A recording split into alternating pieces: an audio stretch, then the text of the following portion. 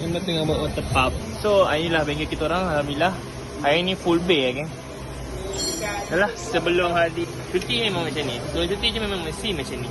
So untuk kes hari ni kita buat water pump generator Estima. Jadi berdasarkan pengalaman kat bengkel ni, biasanya Estima yang dah 5 tahun ataupun dah 80,000 km mileage ke atas dah start dah ada problem-problem seperti suspension system dan juga cooling system kereta diorang. So water pump ni terjadi waktu kereta ni dalam 140 km, 140k jugalah kilometer mileage dia.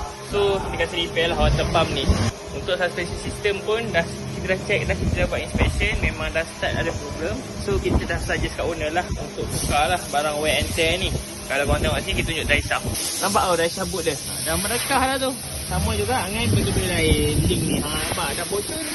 So berdasarkan pengalaman, macam inilah problem Estima. Sama juga Alphard Backfire dengan Camry pun sekalipun, Toyota yang lain, kereta-kereta yang lain pun ada dia punya takat preventive maintenance dia. So kalau korang tengok sini, hari ni full day. Yang mana nak masuk nanti next time boleh book appointment. Jangan tak book appointment. Okay, inilah untuk video kali ni. Tolong like, follow, komen dengan share. Jumpa lagi next video. Bye bye. Pum pam.